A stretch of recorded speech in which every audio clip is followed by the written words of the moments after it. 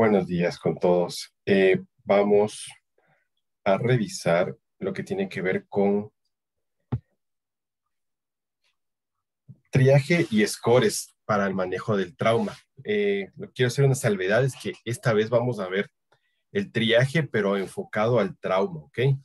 Eh, Porque el triaje tiene muchas connotaciones. Nosotros vamos a dedicarnos más a la cuestión de triaje prehospitalario, hospitalario, pero relacionado con el trauma. No sé si alguno de ustedes ha tenido la oportunidad de trabajar en algún área de emergencias haciendo triaje, Ya. ¿no?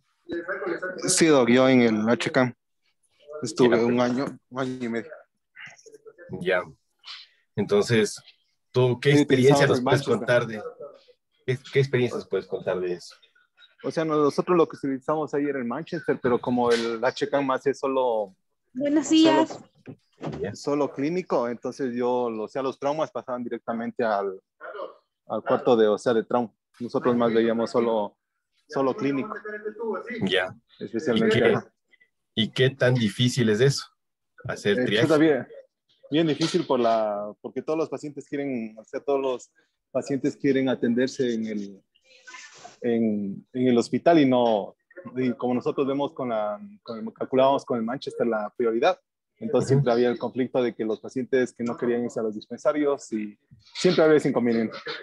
Y no entendían que el triaje es por orden por orden de gravedad, más no por el orden de cómo van llegando y pensaban que si llegan más temprano van a ser atendidos primero. Entonces siempre debe ser el problema. Y especialmente el paciente, como dice siempre, el paciente afiliado es un poquito más problemático, porque por ellos supuestamente nosotros estamos trabajando, entonces siempre ha sido ese el problema. Por lo menos en HCAM ese era el problema siempre. Exactamente, tú lo has dicho. Entonces, vamos a definir algunas cuestiones acá. Empecemos con la definición. En clases anteriores ya vimos algo de la definición, ¿ok? Entonces aquí voy a sacar algunas diapositivas en las cuales nos definen que viene de un vocablo francés, ¿no es cierto? Que su significado es selección o clasificación, y precisamente de eso se trata.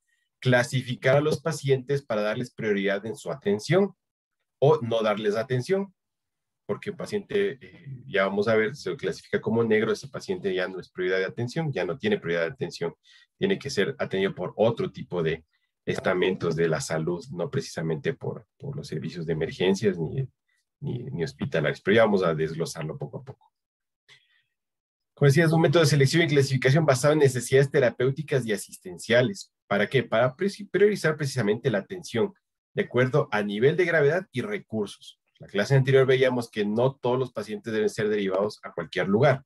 Tiene que haber prioridades según cómo podamos atenderles, cuál es el mejor tratamiento para ellos y en dónde lo puede recibir. Entonces, según eso, se va a utilizar y se va a clasificar esta cuestión de acá. Entonces, ¿dónde se puede hacer el triaje? ¿Dónde se debe hacer el triaje? Como habló Franklin hace un ratito, puede ser en las áreas hospitalarias, ¿no es cierto? Puede ser en la sala de urgencias o puede ser en el campo. Nosotros vamos a ir trabajando básicamente desde el campo hacia el hospital. Vamos a arrancar acá con triaje de campo, triaje en la sala de urgencias y hospitalario de acuerdo a las áreas, porque nosotros que trabajamos en terapia intensiva también hacemos una clasificación de enfermos, ¿ok? ¿Ustedes ya están familiarizados con la clasificación de enfermos en terapia intensiva? ¿Alguno de ustedes me puede contar qué experiencia ha tenido en la clasificación de los enfermos?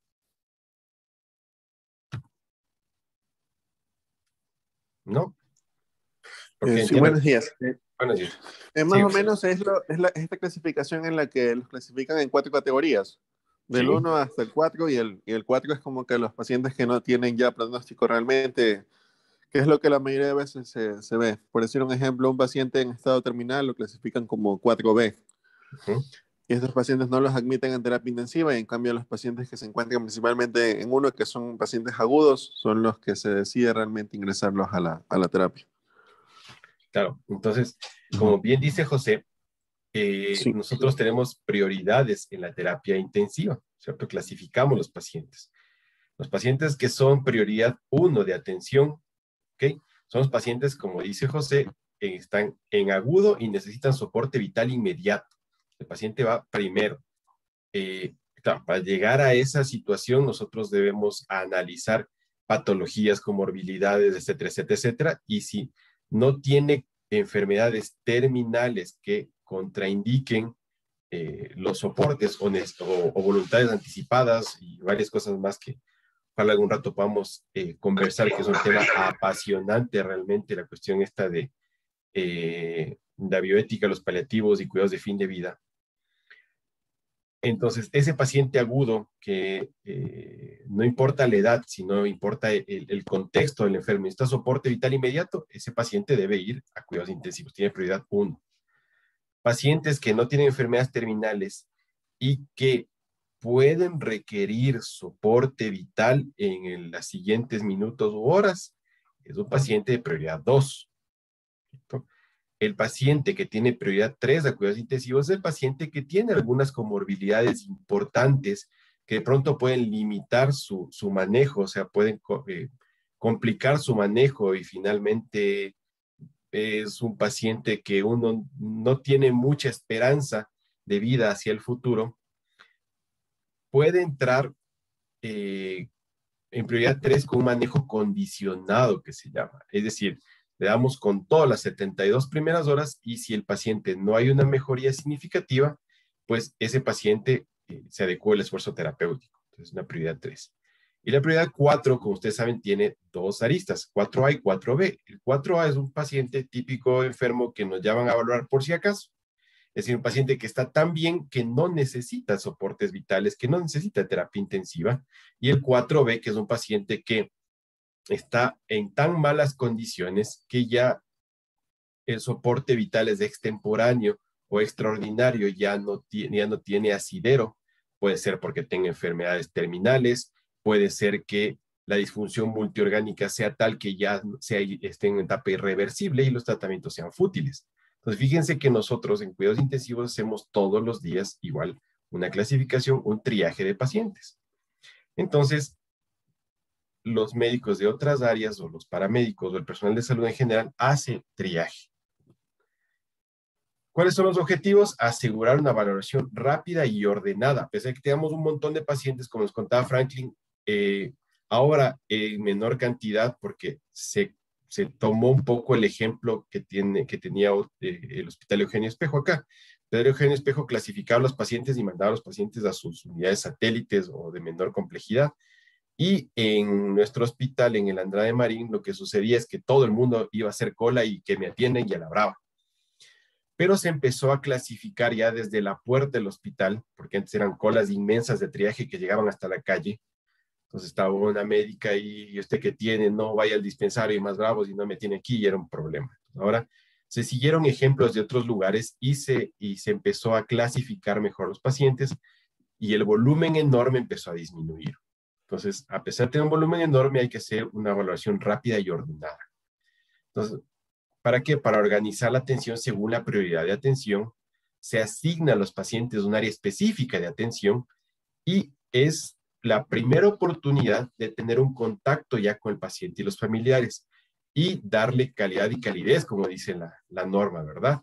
Entonces, ya en el primer contacto debe haber ya un trato empático con el paciente y con los familiares para que su atención sea de lo mejor y no haya conflictos posteriores, como decía todavía un ex maestro mío, decía, es preferible media hora sentados con la familia conversando que 2 o 3 años en el juzgado peleando. Entonces, es preferible conversar, tener un trato empático y llevarse bien con la familia.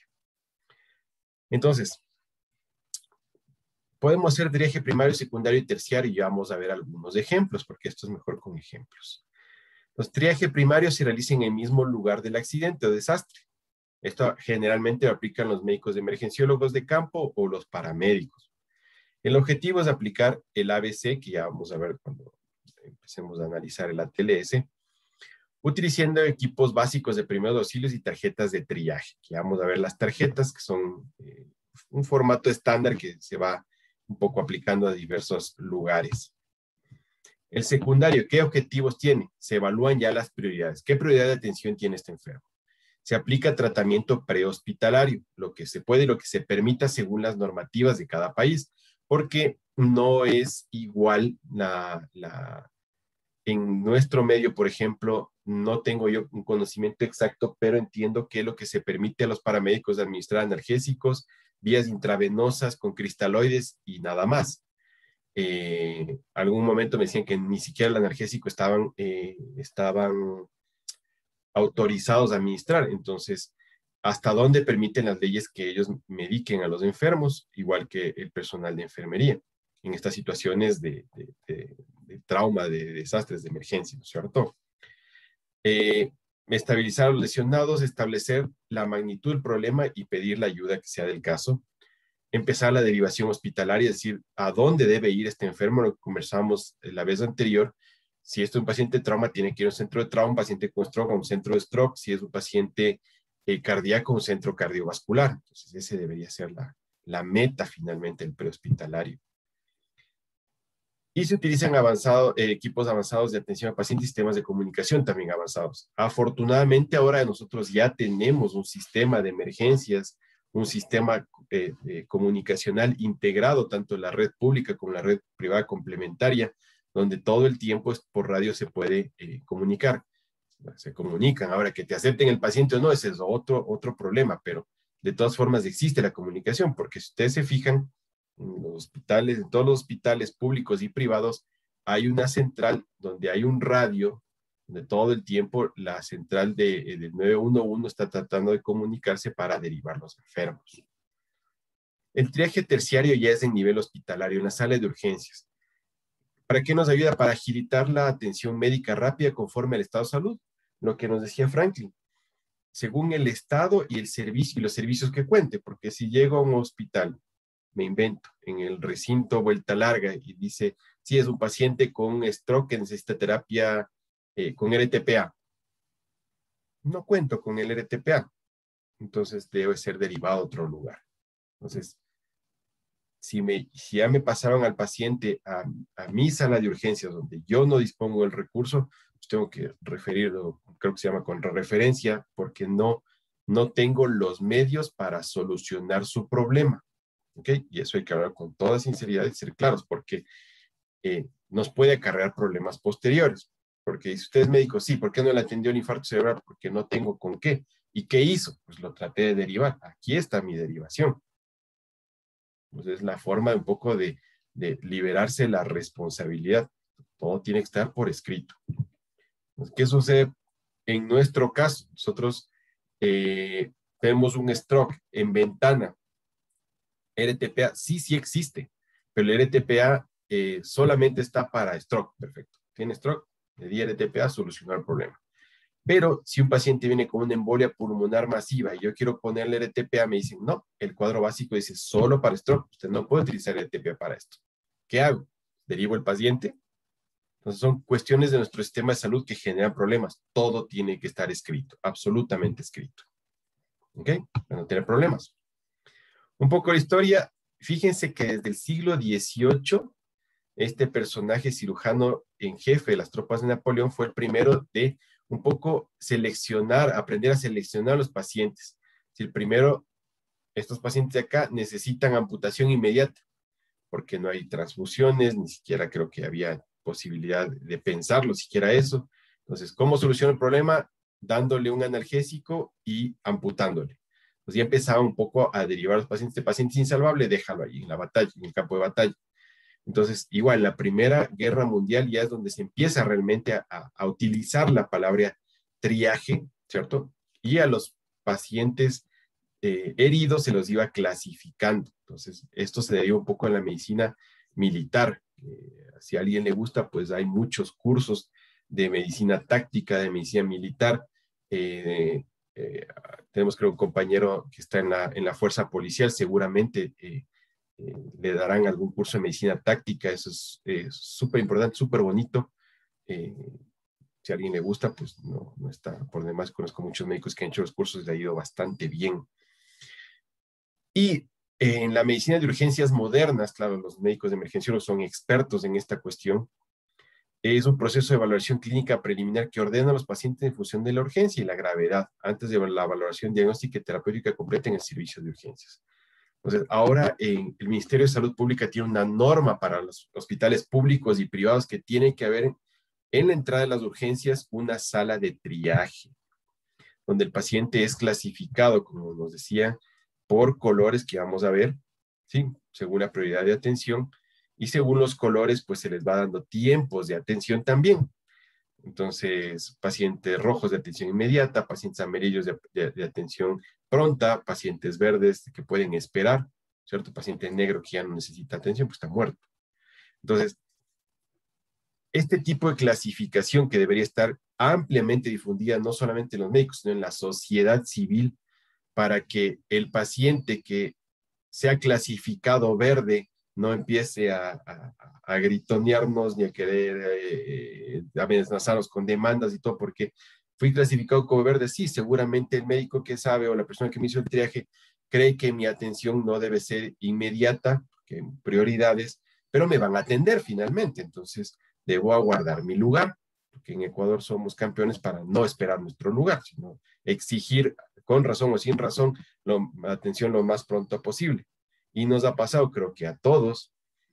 Y usted sí, 4 de la mañana, ¿por qué viene con este dolor? Sí, es que hace 2 años tengo este dolor y a veces no, a veces me viene, ahorita ya no tengo, pero como ya estaba aquí de una vez que me atienden. Entonces nos ha pasado a todos y por eso las salas de urgencias de nuestros hospitales son llenas de enfermos que a veces son verdes y no necesita una prioridad, no necesita una atención inmediata en un hospital grande. Eso pasa muy frecuentemente acá en nuestro medio. Entonces, más o menos se trata de clasificar, ordenar la atención, para que no sea un caos. Pero bien, vamos desde el sitio del accidente, porque nuestro tema es trauma, ¿verdad? Entonces, en el sitio del accidente vamos clasificando a los enfermos.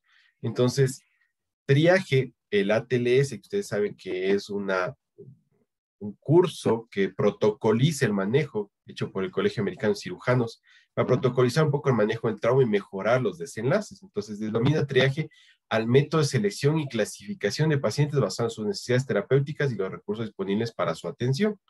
¿Ok? ¿Qué objetivos tiene? Primero, actuar lo más rápido posible en el lugar de los hechos. Segundo, clasificar y atender a los heridos más rápidamente.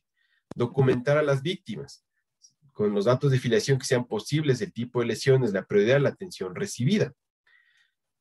Controlar el flujo y la distribución de las víctimas para que no sea un caos. Precisamente eso es lo que se busca, evitar el caos.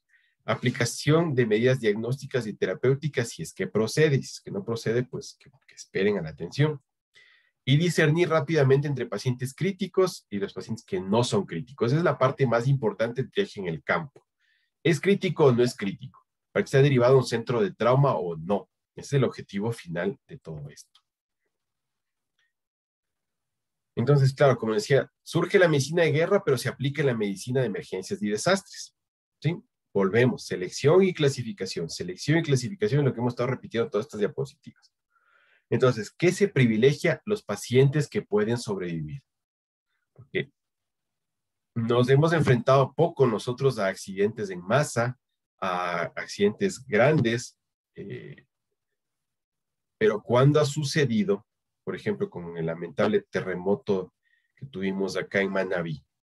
Entonces, ¿qué es lo que hay que hacer? Es escoger el paciente que tiene posibilidades de sobrevivir. El que no tiene posibilidades de sobrevivir, pues ya no tiene y debemos endurarnos y por más que sea dolorosísimo, el médico tiene que estar entrenado psicológicamente para poder hacer esa clasificación.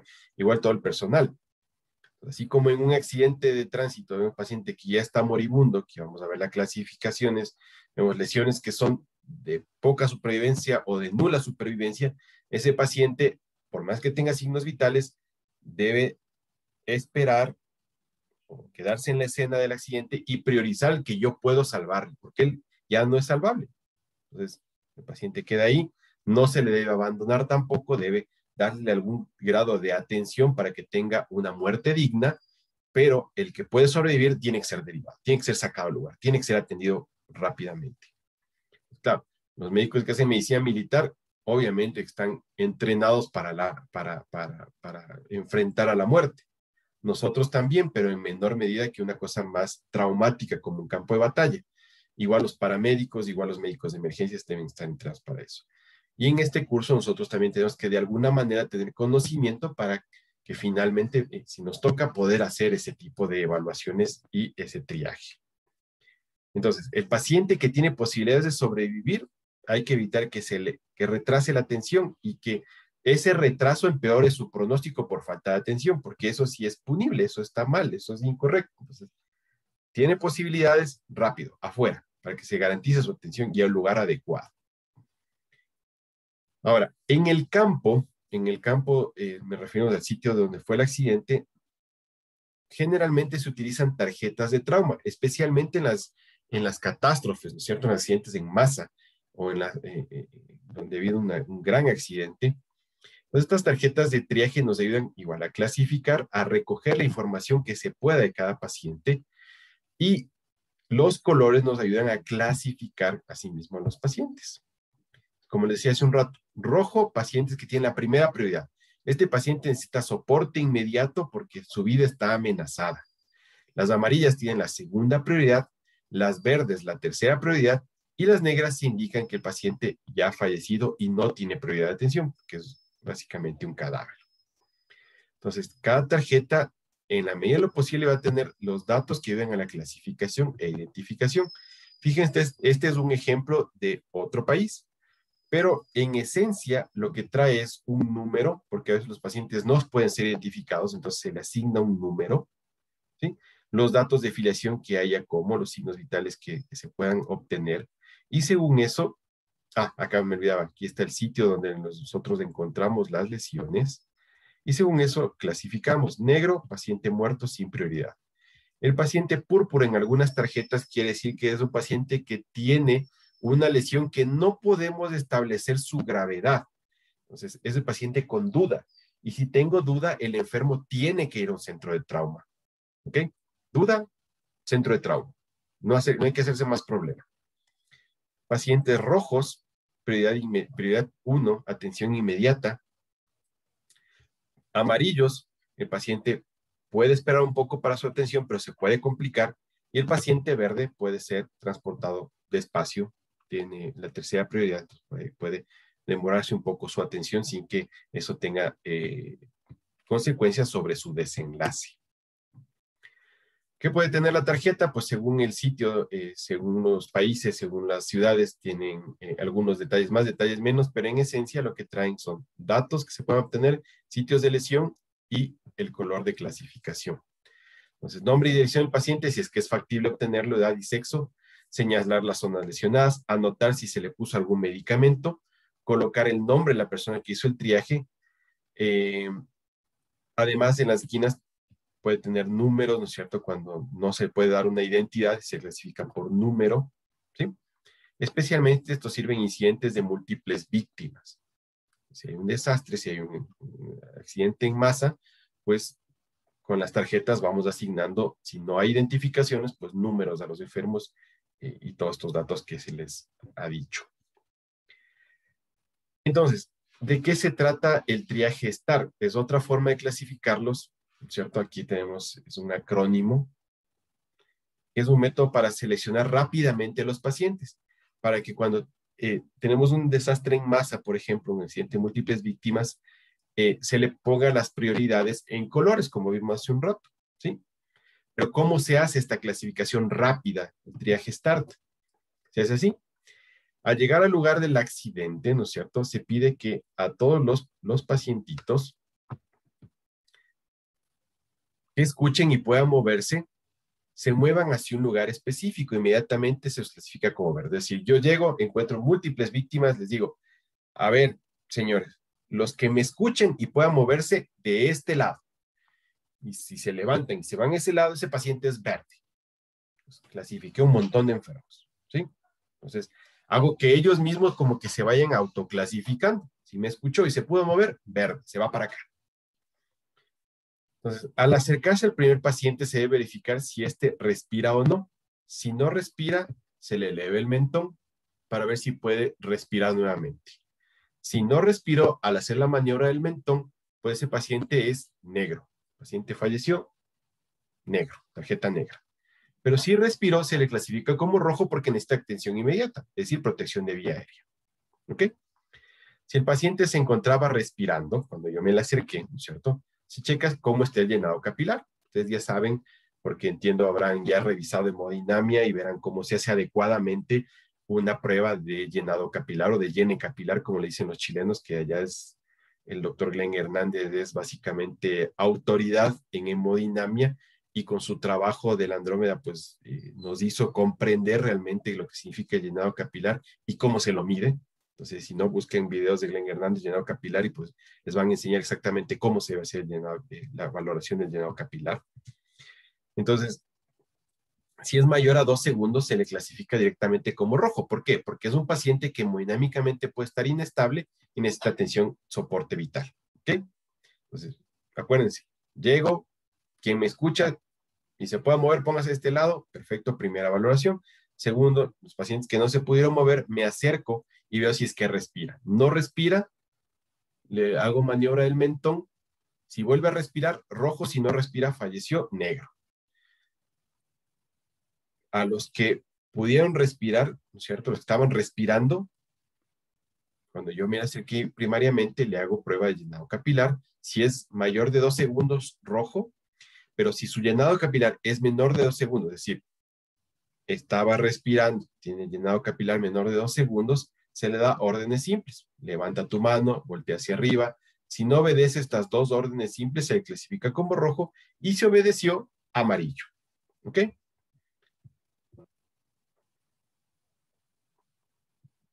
¿De esto alguien tiene alguna pregunta o alguna duda? ¿No? No, doctor. Estamos No, claros, ¿verdad? No, Ok. doctor, sí, sí. Sí, gracias. sí está claro. Sí, desafortunadamente alguien tiene alguna vez que participar en esto.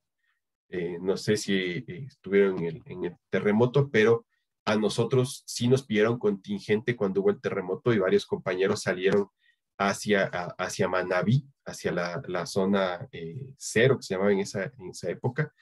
Eh, Muchos fueron a terapia intensiva, otros fueron a hacer labor de campo también. Entonces, este entrenamiento es súper importante si nos toca hacer este tipo de acciones, ¿ok? Sí, doctor. Yo tengo esa experiencia que, bueno, no estuvimos en el área hospitalaria, pero sí estuvimos en Pedernales. ¿Ya? Cuando sucedió eso, a nosotros como médicos de la policía, en ese entonces yo trabajaba en primer nivel, en un centro de salud. ¿Ya?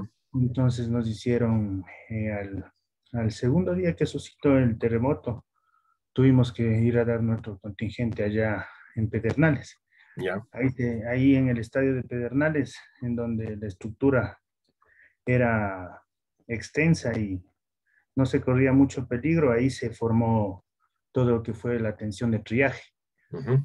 Entonces, pero, o sea, más que todo, lo que se trataba de hacer era encontrar a alguien con vida, ¿no? Porque ya los pacientes que tenían lesiones ya eran lesiones así, heridas pequeñas, eran cortes, eran problemas respiratorios por polvo, pero prácticamente ya eso fue trabajo ya de bomberos para tratar de encontrar a alguien con vida, ¿no? Pero sin embargo se estuvo en esa situación y verdaderamente es muy importante conocer lo que usted nos está dando para tener un orden más que todo.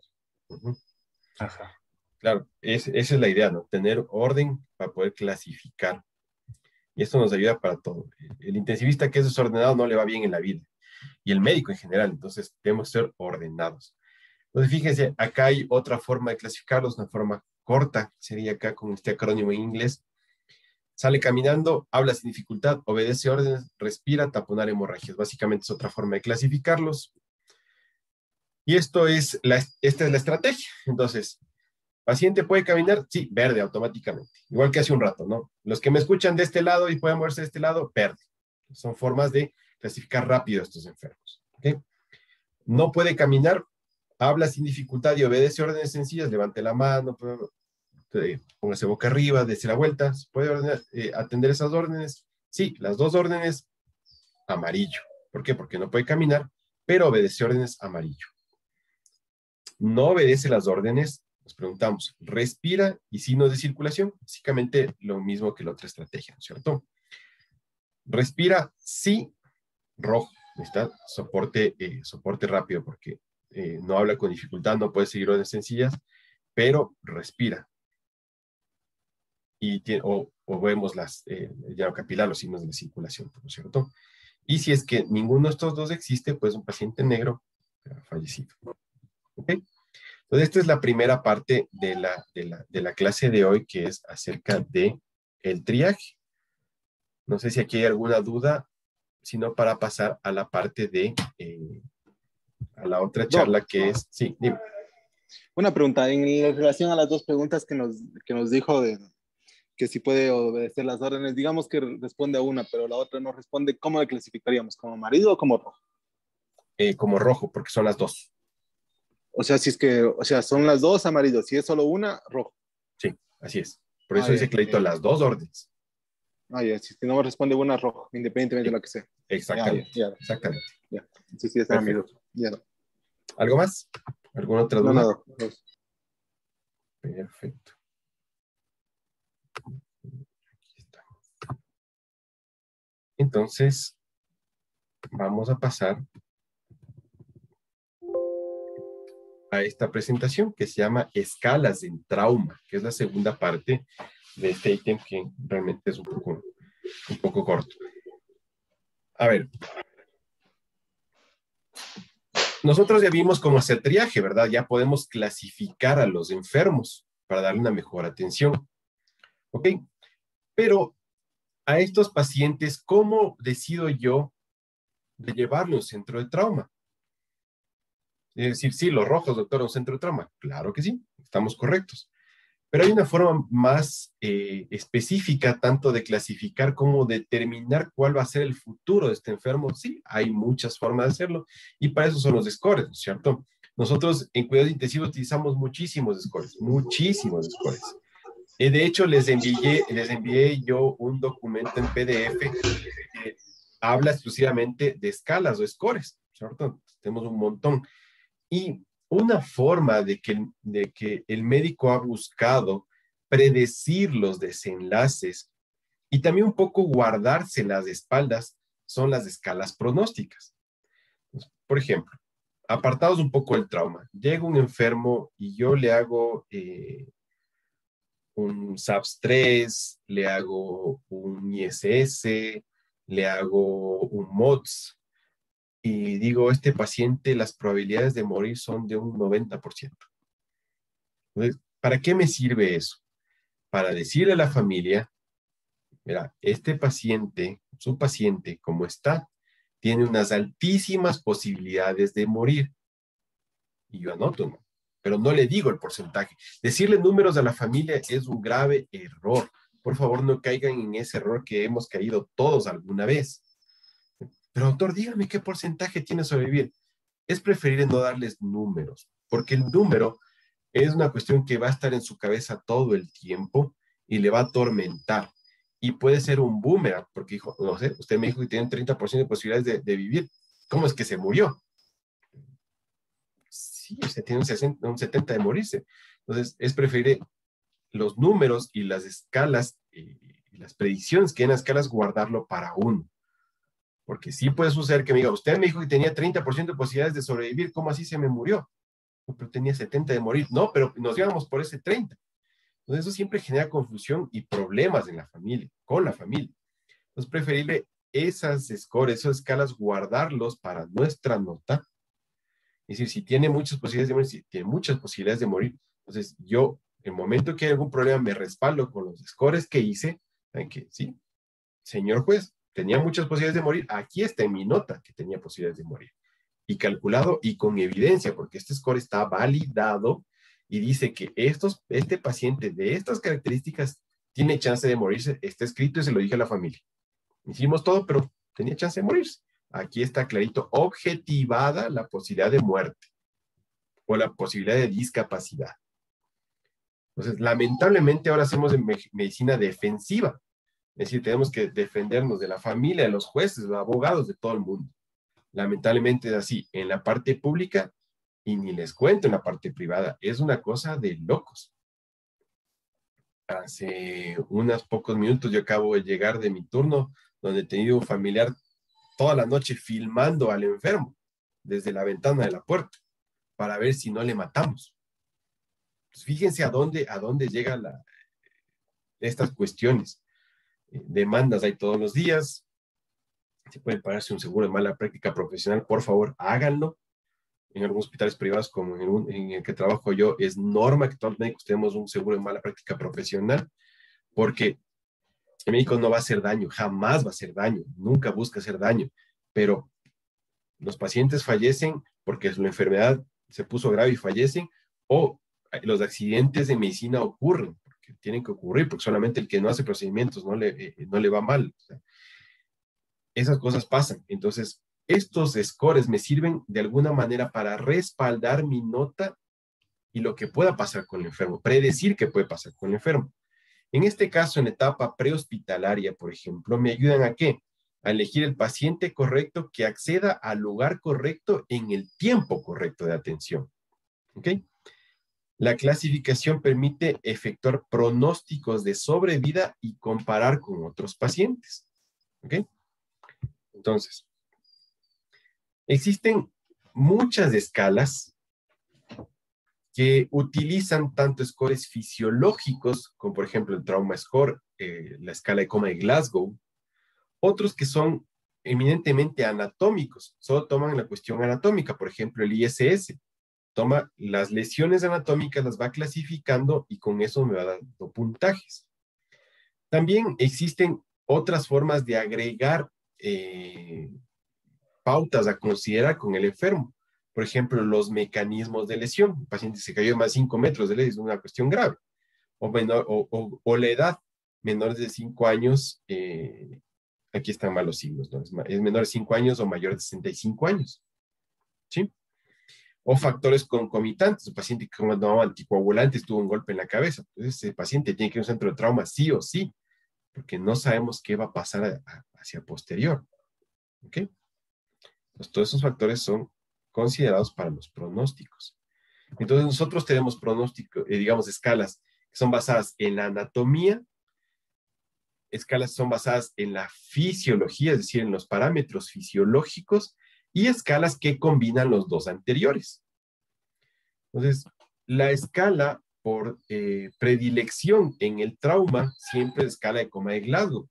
Esa la tiene que saber todo el personal de salud debe saber la escala de coma de Glasgow, debe saberla hacer bien.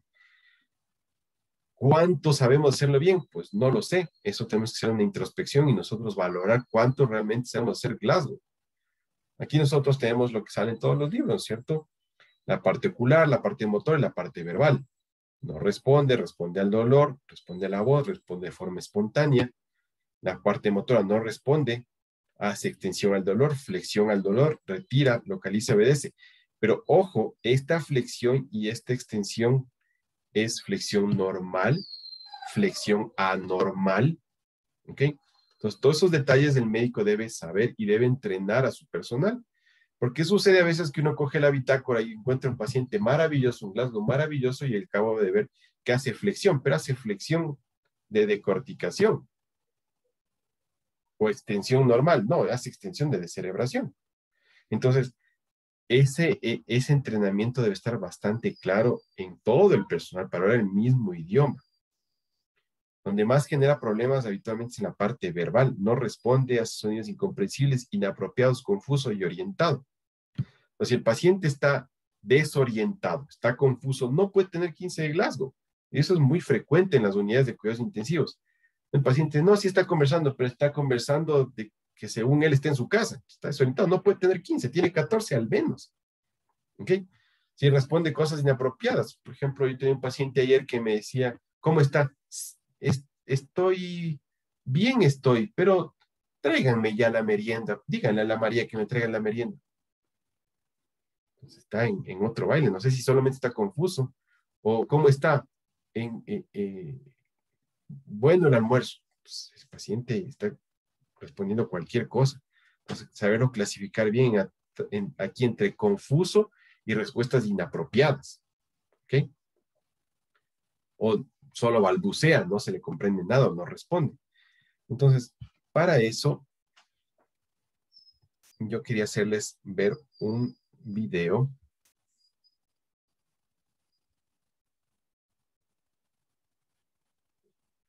¿Sí están viendo mi pantalla?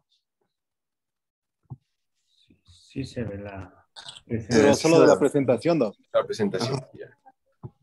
Entonces, ahora vamos a tratar de ver.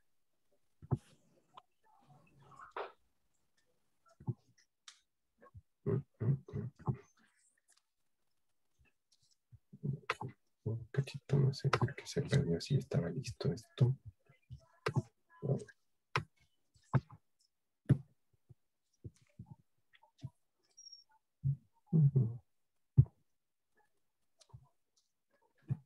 ¿Se está viendo el video?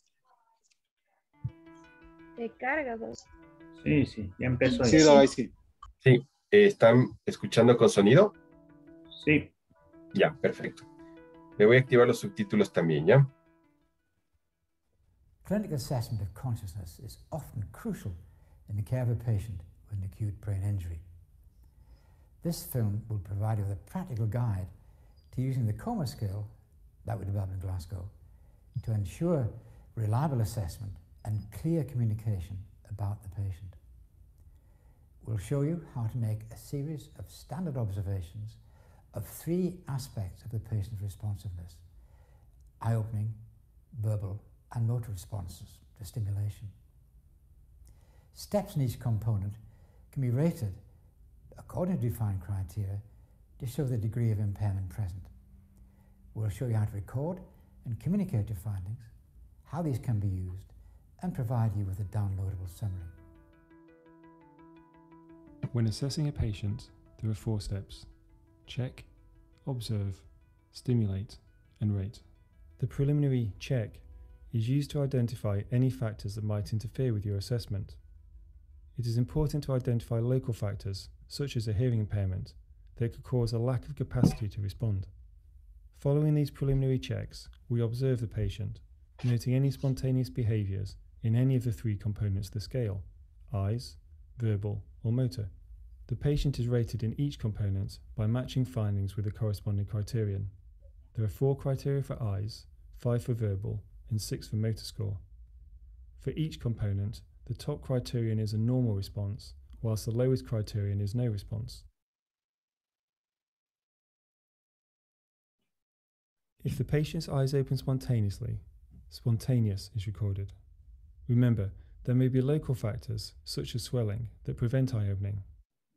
If spontaneous opening is not demonstrated, a verbal stimulus is used by introducing yourself clearly and requesting eye opening, if necessary by shouting. If the patient opens their eyes, the sound is recorded. If the patient does not open their eyes when you speak to them, a physical peripheral stimulus is then applied. Stimulation starts at a low level by pressing on the nail tip and is applied with increasing intensity for up to 10 seconds until the patient demonstrates a response or until maximum stimulus has been applied. If the patient opens their eyes, record to pressure. If they do not open their eyes, record as none. If there are local factors, such as swelling, interfering with eye opening, record eyes not testable. To assess a verbal response, ask the patient to tell you their name, where they are, and what month it is. If they answer correctly, record orientated. If during conversation the patient is able to speak in phrases or sentences, but is unable to give the correct answers to these questions about orientation, record confused. If they do not talk sensibly, but utter single words, record words. If the patient moans and groans with no recognizable words, record sounds. If the patient makes no sounds at all, then record none. Remember, speechlessness may result from factors other than depressed consciousness. For example, the presence of an endotracheal tube. In these cases, record verbal not testable. To assess the motor component of the coma scale, first ask the patient to perform a 2-step action by asking them to grasp and release your fingers with their hand, or opening their mouth and sticking out their tongue. If the patient does this, record obeys commands. If the person can't move their arms, for example because of a spinal injury, you should ask them to open their mouth and stick out their tongue. In a patient who does not obey commands, a peripheral stimulus alone is inadequate to assess the motor component of the coma scale, and an additional central stimulus is needed. This is first applied by the trapezius pinch. To perform this, place your hand over the patient's shoulder and press your fingers into the muscle above the shoulder blade. Apply pressure with increasing intensity for up to 10 seconds until you are sure that the response you observe is the patient's best response. The second location for central stimulus is the supraorbital notch. Apply this stimulus if there has been no localizing response to the trapezius pinch. This stimulus is applied by placing a hand on the forehead with a thumb over the upper rim of the orbit. Feel for the notch in the supraorbital margin. Apply pressure with increasing intensity for up to 10 seconds until you observe the patient's best response. The patient should not be rated as having an absence of response until the maximum stimulus has been applied. This stimulus should not be used on patients with facial injuries adjacent to the supraorbital notch. If the patient moves their hand above their clavicle or collarbone in an attempt to move the stimulus away, record localizing.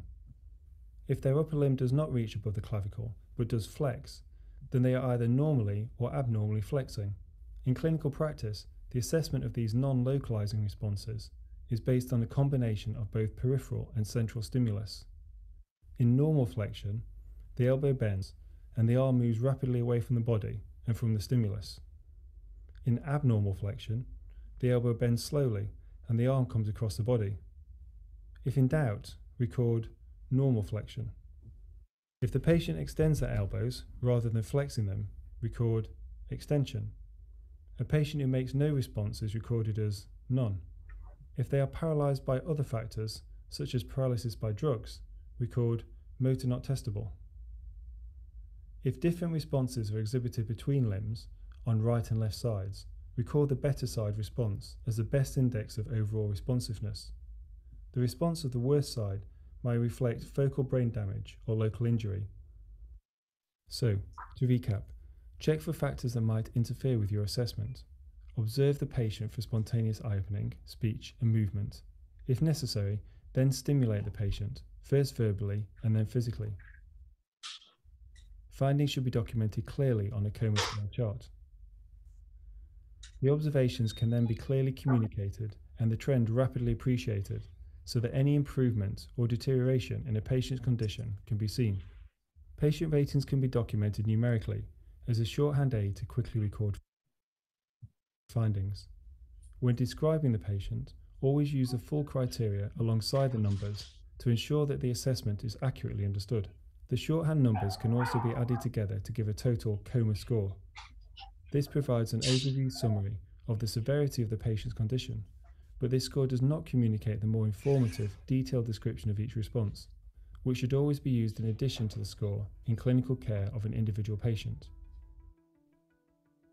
This approach to assessment has been drawn together into a structured summary that you can download from the website glasgowcomascale.org.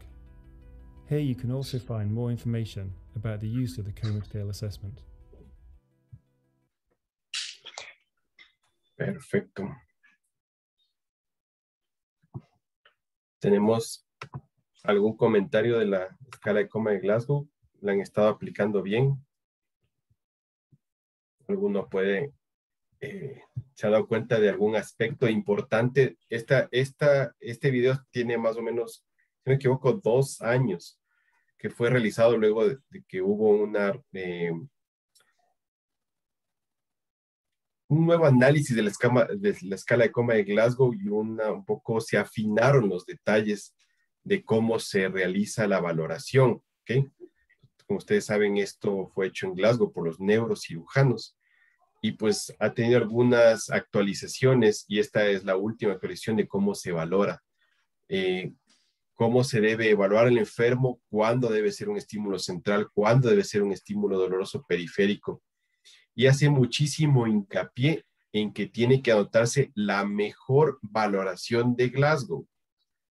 Es decir, nosotros estamos como acostumbrados a poner la peor, pero debe ser la mejor valoración. y debemos conocer cuándo aplicar un estímulo central, supraorbitario o la pinza en el trapecio, o periférico, de cuánto tiempo y, y cómo va variando la intensidad.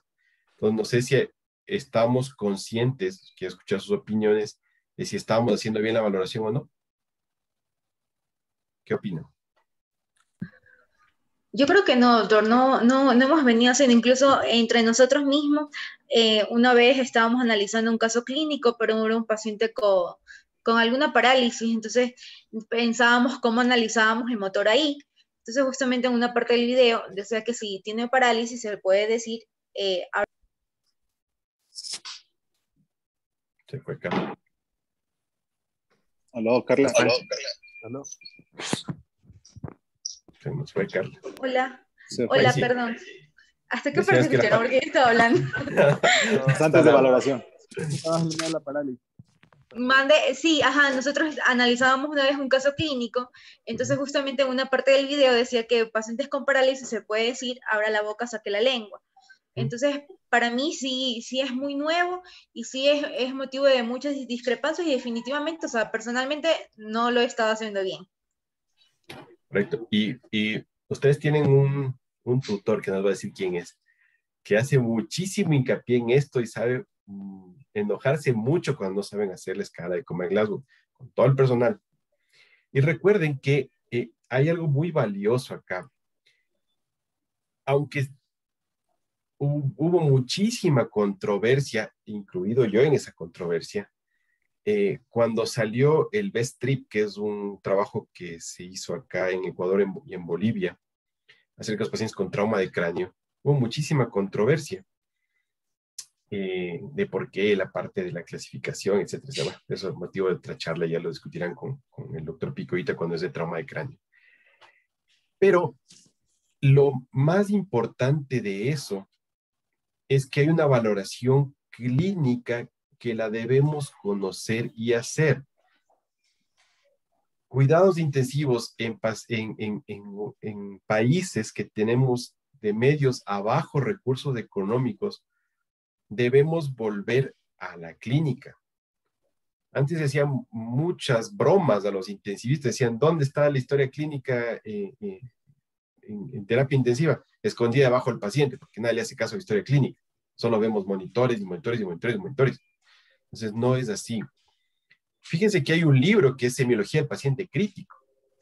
Entonces, ese trabajo, la importancia del trabajo, por ejemplo, el Best Trip, dentro de muchas otras cosas, porque sirvió para hacer muchos otros trabajos, valga la redundancia, es la valoración clínica del paciente neurológico, lo importante que es, lo valiosa que es, pero saberlo hacer correctamente. Y si ni siquiera la escala de Coma de Glasgow lo hacemos correctamente, me incluyo porque hace algún tiempo, y a mí que me gusta la parte neurológica, no lo estaba haciendo bien. Estaba haciendo cualquier estímulo, no me estaba fijando si era central o periférico. Entonces, ese tipo de cosas hay que tomarlo en cuenta y hay que reentrenarse. Entonces, vamos a continuar. Ahora vamos a ver un siguiente score. Doctor, perdón un ratito. Y usted dijo que esos lineamientos se habían perfilado ahora último, ¿verdad? Hace 2 años. Sí. En Gran Bretaña se hizo algunas especificaciones en la valoración. Lo que acabamos de escuchar. O sea, el video que vimos ahorita es el reentrenamiento en Glasgow para todo el mundo. Ya. Entonces, esta es la forma que es actualizada de cómo valorar y cómo llenar la clasificación. ¿Sí? Ya. Y entonces, ¿cómo lo podríamos buscar así como para buscar la fuente? Bien, porque la verdad es que eso es tan básico y que no lo sabemos hacer, entonces eso sí está como de leerlo y todo. En la dirección electrónica que salió ahí, www.glasgow-scale.org. Ya. Entonces ahí ustedes busquen, está toda la información y el video para que se lo puedan repetir.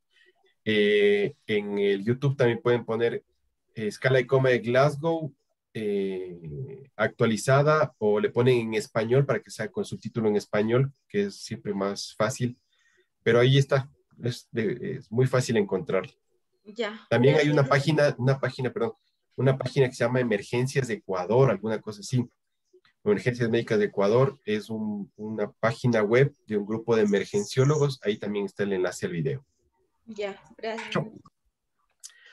Ahora bien, existen otros scores de trauma que, como les había dicho, uno que es también bastante usado es el Trauma Score. ¿Sí? Aquí va a haber una serie de nombres que se parecen muchísimo, pero no son iguales las escalas. Por ejemplo, valora la parte fisiológica, la frecuencia respiratoria. Franklin, apágale porfa tu micrófono un ratito. Ya, perdón. No, tranquilo. La frecuencia respiratoria, si es el puntaje, alguien está con el puntero que no soy yo. Muy bien. Entonces, fíjense, frecuencia respiratoria, ¿cierto? Si es que es una frecuencia respiratoria entre 10 de 24, 4 puntos. Si es que es más de 36, 2 puntos, de 1 a 9, 1 punto. Ninguna respiración, 0. Y así va clasificando la expansión respiratoria, ¿cierto? Es normal o hace ya retracciones costales, ¿cierto? Respiración tóraco-abdominal. La presión arterial sistólica. Recuerden que en emergencias y trauma, lo más importante para estos pacientes es la presión sistólica. En cuidados intensivos nosotros le ponemos mayor atención a la media, ¿no es cierto? Pero en emergencias y trauma habitualmente le ponen más atención a la sistólica. Entonces, mayor de 94 puntos, entre 0 y 49 un punto, y esto va clasificando. Fíjense hacia dónde va lo peor, ¿no es cierto? Hacia acá, los puntajes más bajos.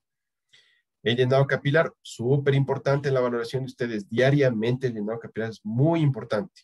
Normal, demorada, ausente, y la escala de coma de Glasgow.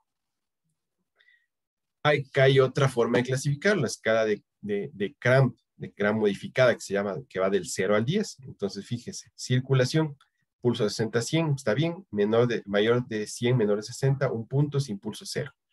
La respiración de 10 a 36 normal, anormal mayor de 36, menor de 10 y sin respiración.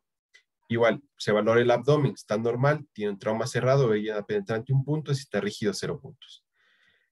Motor, obedece, respuesta al dolor, no responde, y a la palabra habla, está confuso, incoherente o ausencia de palabras. Esta tarjeta, esta evaluación CRAM, habitualmente está en algunas tarjetas de triaje de algunos lugares. Esta, por ejemplo, es mexicana, si no me equivoco. Entonces, fíjese, el número del paciente, ¿cierto? El móvil del traslado, es decir, el número de la ambulancia en que se va el paciente, ¿ok? Los datos de filiación, le ponen aquí la escala CRAM, para que uno vaya llenando en la tarjetita, ¿ok? Y lo clasifica el enfermo y ve los tiempos, ¿ok? Me caí algunas otras cosas más, pero quiero hacer notas que en esta tarjeta de triaje, como vimos la anterior, en esta incluyen la escala CRAM, porque en ese lugar quieren trabajar con CRAM. Pero ¿cómo hacemos de una forma ordenada? Ahorita hemos visto algunos scores, un anatómico y uno fisiológico, medio combinado. ¿Cómo debemos hacer funcionar estas escalas, estos scores, para que sea un poco más ordenado el asunto? Entonces, en una primera etapa vemos parámetros fisiológicos, signos vitales, nivel de conciencia. Revisamos al paciente a primera instancia. ¿Tiene Glasgow menos de 13? Sí. ¿O tiene una presión sistólica menos de 90? ¿O frecuencia respiratoria menos de 10 o más de 29? ¿Tiene un trauma score menor a 15 o un CRAM menor a 8? Si reúne alguno de estos criterios, el paciente debe ser derivado centro de trauma. No hay para qué preguntarse más, no hay para qué dudarlo. Este paciente a centro de trauma. Ojalá algún momento de nuestras vidas nosotros podamos tener un centro de trauma, un hospital se reclasifique como centro de trauma y todos los enfermos de trauma, públicos, privados, vayan allá porque van a recibir la mejor atención en trauma. Ese es un sueño, básicamente. Entonces, sí, ese paciente se va a centro de trauma. Si no cumple con uno de estos criterios, pues el paciente no, va a una segunda etapa de evaluación. En esta segunda etapa de evaluación ya vemos parámetros anatómicos. Entonces, tiene tórax inestable, 2 o más alturas de huesos proximales, huesos largos proximales, que ustedes saben que sangran un montón. Por ejemplo, un fémur, 1500 ml. Amputación proximal de la muñeca o el tobillo. Trauma penetrante de cabeza, cuello, torso o extremidades inclusive. Parálisis de extremidades luego del accidente. Fractura pélvica o combinación de trauma más quemadura. Ese paciente, centro de trauma. ¿Ok? Si no cumple uno de estos criterios, va a una tercera evaluación, a una tercera etapa. En esta tercera etapa, ahora vamos a ver el mecanismo lesional. Fíjense, primera etapa, parámetros fisiológicos. Segunda, parámetros anatómicos. Tercera, mecanismo lesional. Entonces, lo que yo les hablé un poco en los mecanismos. Fue eyectado el ocupante del vehículo del auto, ¿sí? O hubo una volcadura. Ustedes saben ahí la cinemática del trauma nos lleva a múltiples traumas de diversos mecanismos en una volcadura, eso ya revisamos. Si hubo muerte de un pasajero, si hubo impacto de un vehículo a peatón a más de 8 kilómetros por hora, de ley hubo más de 8 kilómetros por hora en esta ciudad, nadie maneja menos de 10 kilómetros por hora, salvo que sea un tráfico infernal, pero todos vamos volando, eso es malo, pero sucede. Entonces un peatón de ley le dieron a más de 8 kilómetros por hora. Peatón atropellado, pues sí, colisión en una moto más de 30 kilómetros por hora, los motociclistas aquí van a 100 por hora, entonces de ley es un trauma de alta energía. Colisión a alta velocidad, fíjense, alta velocidad está considerada 60 kilómetros por hora. Nosotros estamos pensando en alta velocidad 100, 120, no, de 60 para arriba ese paciente ya es alta velocidad. Perdón en la falta de ortográfica ahí. Deformidad del vehículo más de 50 centímetros. Entonces, si la persona que extricó al paciente o el personal paramédico que rescató al paciente dice, ¿cómo está el vehículo? Tenía más de 50, o sea, no me interesa qué, bueno, sí me interesa qué modelo y marca por la cuestión de seguridad activas y pasivas que ya vimos, pero lo que más me interesa es por fines técnicos, si estuvo más de 50% la carrocería, más de 50 centímetros la carrocería metida hacia adentro, o sea, hubo una deformidad de la carrocería mayor del 50%, porque eso es alta energía.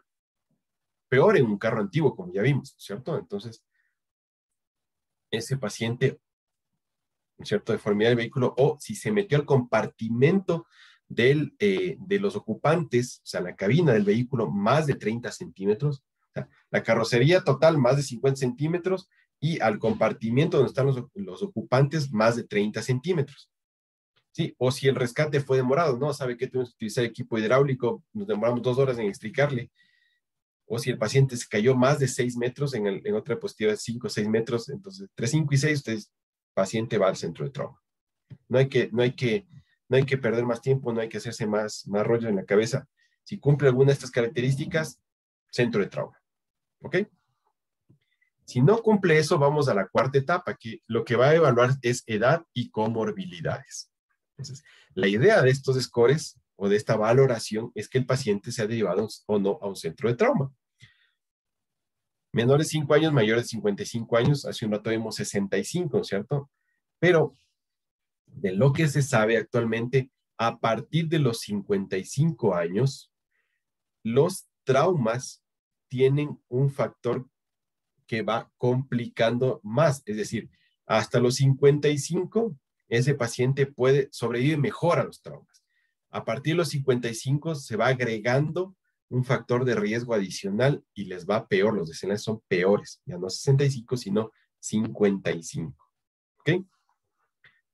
Y 55 nosotros diríamos, no, pues es un hombre, un adulto pleno, un adulto joven, ¿no? Ya con 55 en trauma ya se va agregando factores de riesgo. Pacientes embarazadas de ley a centro de trauma, inmunodeprimidos a centro de trauma, pacientes con cardiopatía o neuropatía previa a centro de trauma. ¿Por qué? Porque la falla cardíaca puede exacerbarse solamente con el dolor, pues puede ser peor el asunto, y pacientes con neuropatía muchas veces no describen la magnitud del dolor. Puede tener un trauma enorme, pero el paciente como está neuropático no siente tanto el dolor. ¿Ok? Pacientes diabéticos, pacientes con cirrosis, obesidad mórbida o coagulopatía o fármacos que induzcan antiagregación o anticoagulación, los pacientes tienen que ir al centro de trauma. Y si tiene duda, envíele al centro de trauma. Por ejemplo, vimos pacientes de color lila, si no me equivoco. Decíamos, ¿tiene dudas? En la tarjeta de triaje, mande al centro de trauma.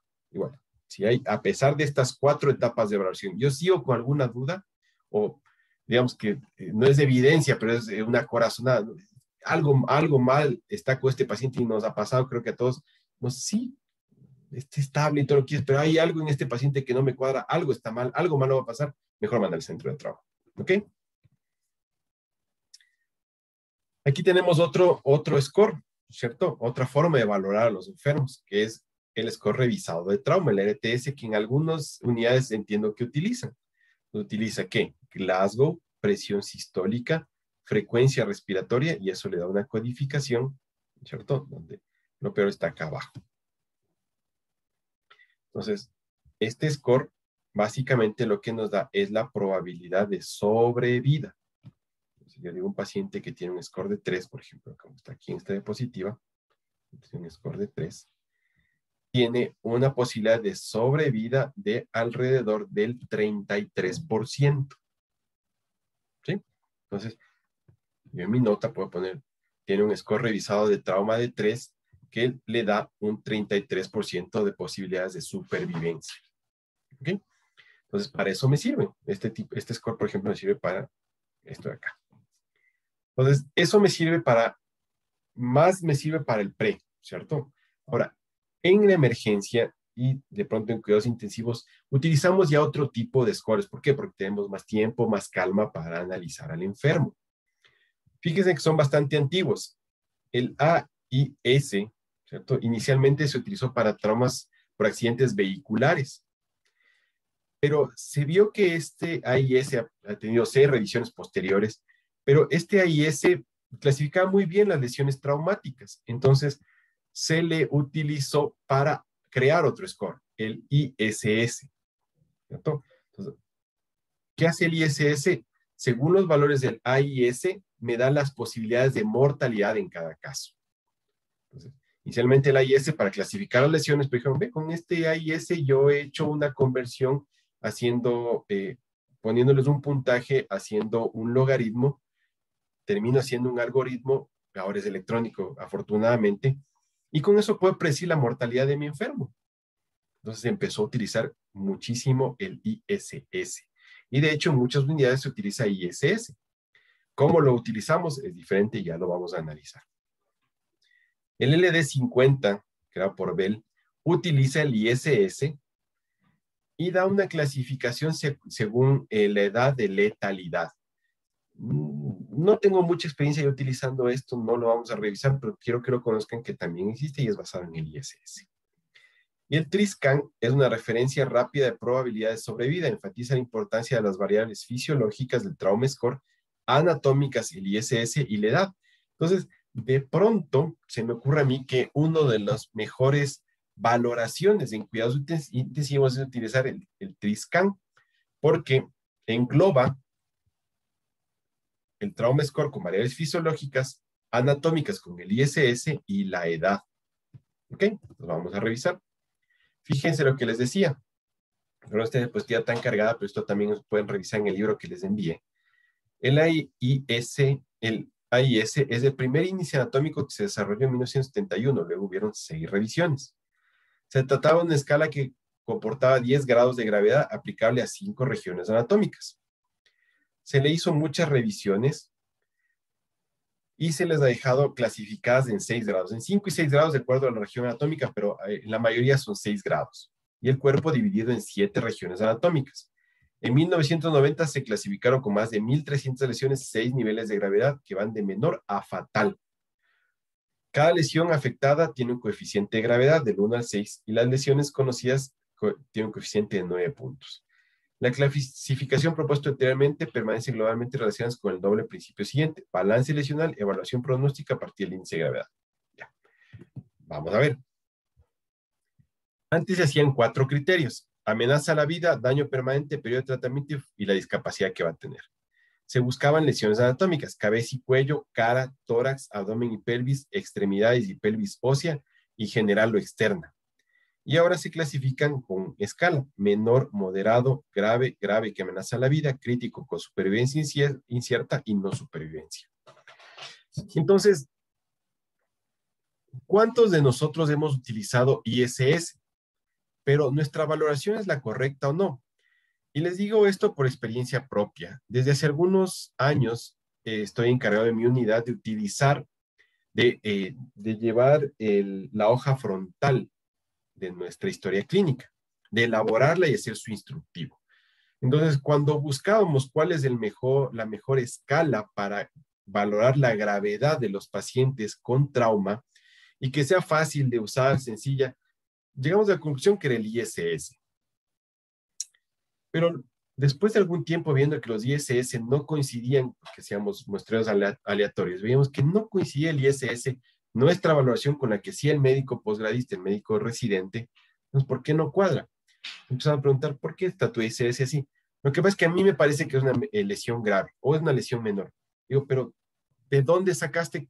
Porque no es lo que a ti te parece, es lo que está clasificado. O sea, la verdad es que no encuentro dónde está el ISS. ¿Por qué? Porque todo el mundo busca como ISS y lo que debemos buscar es el AIS, porque ahí está clasificado realmente. De todas maneras, yo aquí les tengo algunos puntajes, ¿no es cierto?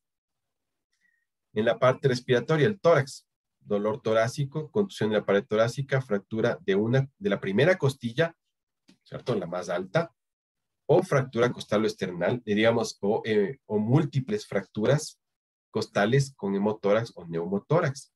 Herida abierta, neumotórax tensión, bolet costal, insuficiencia respiratoria aguda, aspiración, boledo o contusión pulmonar y laceración diafragmática, 5 puntos. Aquí no hay 6, por ejemplo. Acá sí hay 6, coma con pupilas dilatadas y fijas, 6 puntos. Entonces, una lesión insalvable, no hay sobrevida con pupilas dilatadas y fijas. Entonces, aquí está el AIS que sirve para calcular el ISS. Doc, ¿Sí? una pregunta. ¿En las pupilas dilatadas y fijas independientemente del tiempo? Independientemente del tiempo. Ah, ya. No. Tú le pones, en tu puntaje le pones 6. ¿Ok? Doc, sí. La parte cardiovascular. ¿Cierto? Aquí tenemos 6 ítems. Parada cardíaca es el peor. Abdomen y pelvis. ¿Cuál es la más grave? 2 lesiones graves, lesión por aplastamiento del hígado, lesión vascular mayor, 5 puntos. Acá no hay 6. Acá extremidades y pelvis ósea. 2 fracturas graves, fracturas mayores múltiples, 5 puntos, no hay 6. En la parte general o externa, la quemadura de más del 60% es 6, clasificada como 6. Ya, entonces, cogen esta cartilla y ponen el AIS score. Entonces, cuando ustedes quieran buscar, búsquenle como el AIS. Y con los valores del AIS, ustedes calculan el ISS. Porque en todas las hojas frontales que tienen ISS tienen este problema. Entonces, ahora vamos a aprender a usarlo. Entonces, yo busco y pongo aquí mis lesiones. ¿Sí? Clasifico las lesiones. Y el valor que me da acá, la elevo al cuadrado. ¿Sí? Entonces, 2 al cuadrado. Si tengo, por ejemplo, 4, ¿cierto? Entonces, yo tengo, por ejemplo, aquí, en la parte externa tengo 2 puntos. Pongo externa 2, acá el cuadrado 4, ¿cierto? Vamos a hacer el ejercicio completamente. En la parte externa tengo, perdón, ese número tan feo, 2. Acá el cuadrado, 4. ¿Ok? Entonces, digamos que tiene un trauma acá. Fracturas múltiples, simple de fémur. 3 puntos. Ponemos en extremidades, ponemos 3 puntos. Y 3 por 3 es 9. 9, ¿verdad? Entonces, 9 y 4. Van 3. 3, entonces, ¿cierto? Ya, voy a seguir buscando, porque hay que anotar las 3 peores. Entonces, digamos que tengo en este paciente fracturas costales de 7 a 12 o dolor abdominal moderado. Abdomen y pelvis tengo 2. Abdomen y pelvis tengo 2. Entonces, acá también va 4. Esas son mis 3 peores. Puede ser que aquí tenga 1, puede ser que aquí no tenga nada, y puede ser que aquí tenga 1. Los cuales son mis 3 peores, el 2, el 3 y el 2.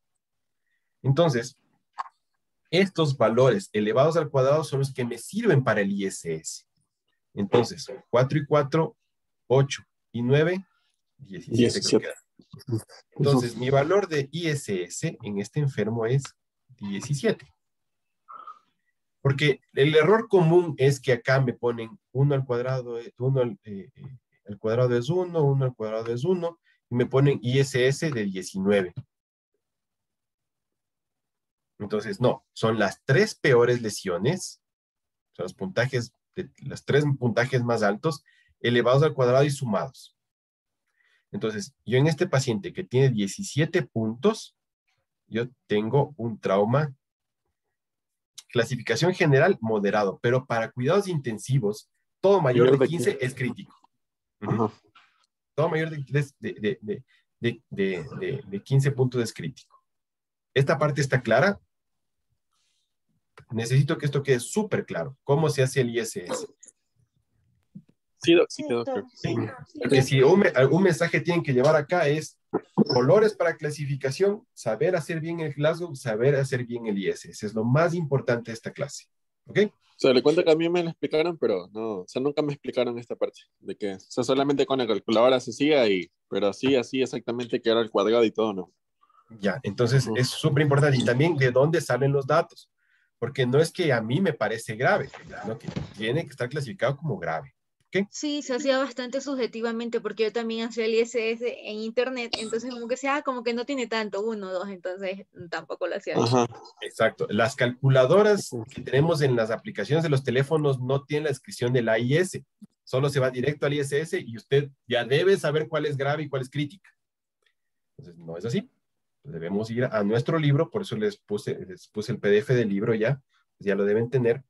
Y en ese librito ustedes tienen clasificación del AIS, que es más fácil ahí porque es difícil encontrar en Internet. En Internet encuentran las de 1980, las de 1970, y no la de 1990, que es la que tenemos disponible ahorita. Entonces, mucho ojo con eso, ¿ok? Pero hay cuestiones especiales. Fíjense acá. Cuando yo considero directamente un politrauma crítico, ¿cierto? Quemaduras de segundo o tercer grado, incluida la incineración, área de superficie corporal mayor al 91%. Esto ya es una lesión crítica por sí sola. No estamos en la ISS, es un paciente extremadamente grave. Pacientes que tengan laceraciones del tronco cerebral, ¿sí? Fracturas, no sé cómo traducirlo realmente, este ring fracture, decapitación, lesión total de la aorta, un aplastamiento masivo del tórax, ¿cierto? Transección del torso, ¿sí? Lesiones del cordón o transecciones medulares sobre C3. Todas estas lesiones van directamente a un puntaje de 75 puntos, el más alto del ISS, ¿sí? O, por ejemplo, si yo tengo acá quemaduras del 60%, mayor del 60%, y le asigno 6 puntos, ya no necesito hacer más ISS. A ese paciente no es que tenga 6 al cuadrado, 36 y tiene 36 puntos, no. A ese paciente que tiene, por ejemplo, más del 60% de superficie corporal y yo le pongo aquí 6, a ese paciente ya no le hago el cálculo, a ese paciente le pongo directamente 75 puntos de ISS. ¿Sí? Entonces, una sola lesión valorada en 6, ya no hago el cuadrado, ni sumas, ni nada. Directamente pongo ISS 75.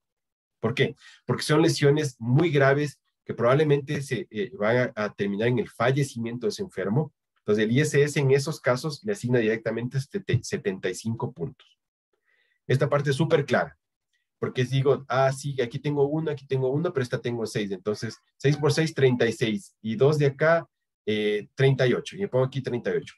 Error. Pacientes con 6, directamente se pone acá 75 el valor total y gracias, no hago más cálculos. ¿Estamos claros? ¿Sí me entendieron esa parte? Sí. Sí, No, incluso yo yo no tampoco. entendí.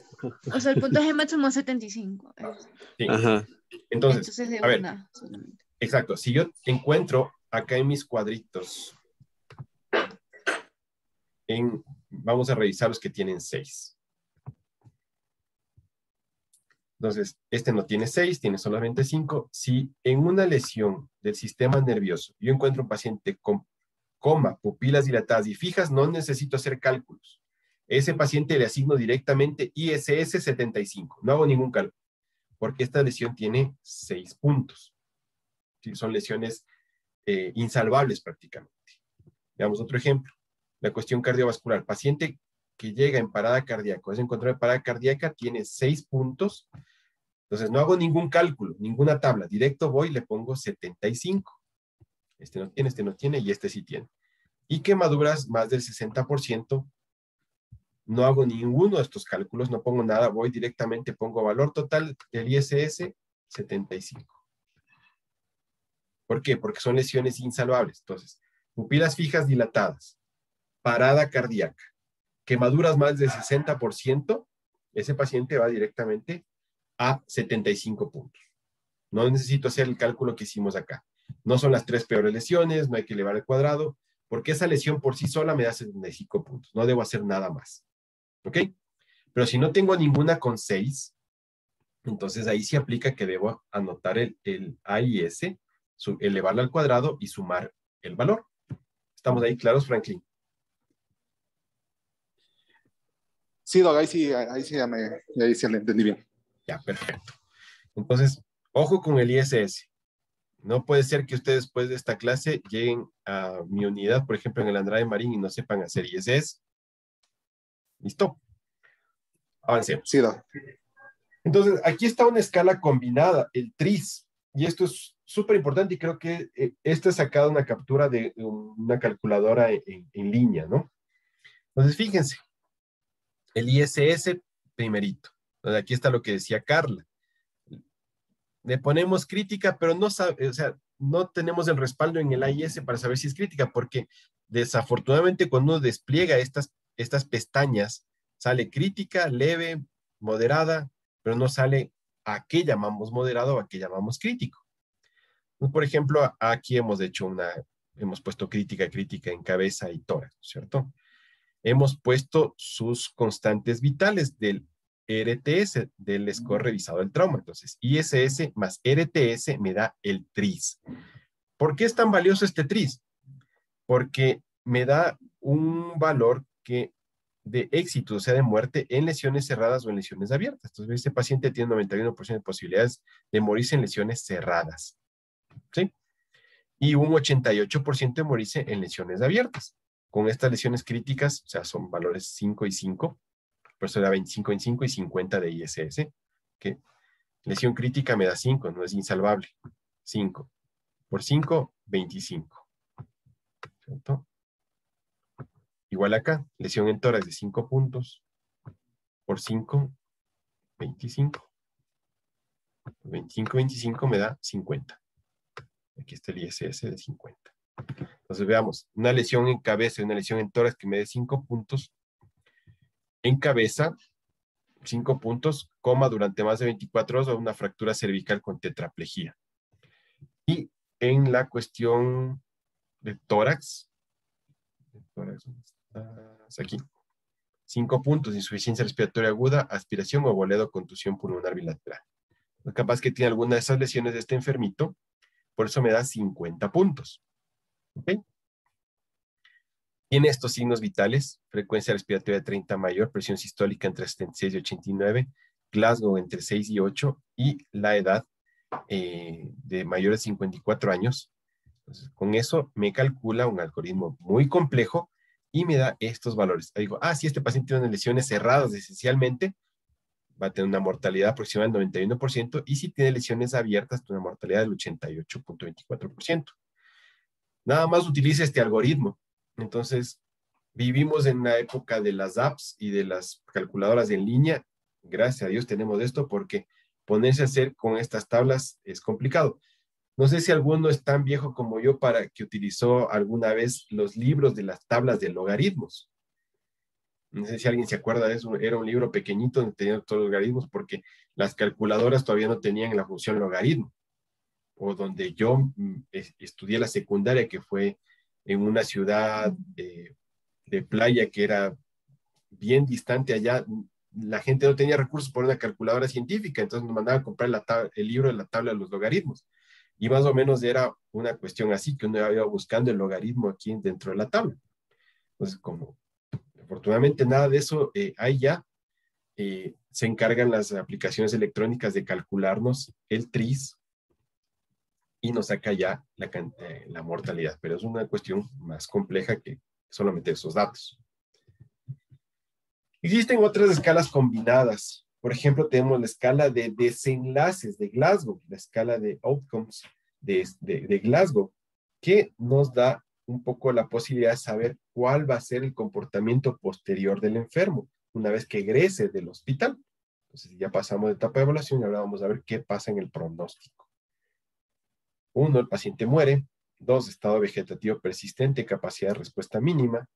El 3, discapacidad severa, consciente pero discapacitado, depende del apoyo diario de otras personas. 4, incapacidad moderada, discapacidad pero independiente, puede trabajar en un entorno protegido, o sea, con ayudas. Y 5, buena recuperación. Entonces, este otro tipo de clasificaciones también para trauma. Otra score que es muy utilizado en emergencias del score de shock. La mayoría de emergenciólogos ponen score de shock de tanto, score de shock de tanto. Entonces, utilizan ¿qué? La frecuencia cardíaca o el pulso con la presión sistólica, ¿ok? Como decía, es muy valioso en trauma la presión sistólica. Por eso es que no sé si alguno ha revisado ya, cuando no tengo monitorización de presión intracraniana en el neurotrauma, el trauma cráneoencefálico, las guías me piden que en ciertos rangos de edad yo intente mantener la presión arterial sistólica en 100, mayor a 100 o mayor a 110. No sé si han revisado eso en la guía del BTF, o si no, ya revisarán con el doctor Picoita.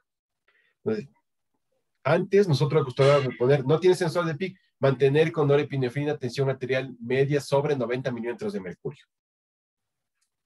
Las guías dicen que no deberías utilizar eso, sino que deberías mantener presión arterial sistólica mayor a 110.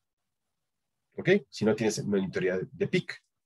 Entonces, es muy valioso porque se ha visto que eso tiene que ver con desenlaces desfavorables en los pacientes con trauma. Entonces, hay que utilizar la presión sistólica. Entonces, fíjese que hay un ejemplo también, esto es una calculadora electrónica, calculadora en línea, perdón. Entonces, este paciente llegó con 140 latidos con presión sistólica de 90. Entonces, tiene un valor de 1.6 y dice que de 0.5 a 0.7 es un índice de shock normal. Valores normales son muy sensibles para diagnosticar shock oculto o necesidad de transfusión o de operación. Entonces, aquí ustedes pueden revisar la evidencia, etcétera, etcétera. Entonces, tiene 1.6, es más alto de 0.7. Entonces, este paciente o tiene shock oculto o va a necesitar transfusiones o cirugía para control de daños. Entonces, esto me ayuda a predecir este score de shock. ¿Listo? Doc, ese score es de shock de trauma. Así es. Solo para trauma. No, realmente lo utiliza para otras cosas. Ah, sí, porque un doctor nos dijo, o sea, intensivista igual o sea, para ver una vista panorámica más o menos de cómo están los pacientes, se puede calcular el score de shock, o sea, independientemente si es crítico, o sea, si es trauma o es clínico. Sí, se utiliza bastante también la parte clínica. Sí. No es exclusivo de aquello. Pero habitualmente, o sea, validado perfectamente con la evidencia está en estos escenarios, ¿verdad? Pero sí se puede usar, y de hecho debería tratarse de validar más en pacientes en cuidados intensivos. Porque recuerden que nosotros, precisamente en nuestros países, tenemos escasez de monitoreo porque es costoso, el monitoreo es costoso. Entonces, para concluir con la clase de hoy, aquí ya hemos avanzado bastante, ¿qué podríamos utilizar? Víctimas en masa, el CRAMP con su tarjetita, ¿cierto? Víctimas individuales, el score trauma, el score revisado de trauma. Vemos lesiones, mecanismo de comorbilidad, las 4 etapas que revisamos. En el hospital, utilizar el trauma score o el score revisado de trauma, más bien el score revisado de trauma más actualizado. En terapia intensiva, utilizar el ISS, el índice de severidad de lesión, que incluye el AIS, escala abreviada de lesiones. El LD50, no lo recomiendo mucho yo, y el TRISCAN, obviamente que sí, el que acabamos de revisar. Para mí, utilizar el ISS más los factores fisiológicos que me dé el TRISCAN, me da un pronóstico global, creo que es en este momento una alternativa muy importante para utilizar en cuidados intensivos. ¿Listo? ¿Alguna pregunta, alguna duda, algo que no esté claro, algo más que quieran saber? No, ahorita nos dimos cuenta que, o sea, toca aplicar bien, bien la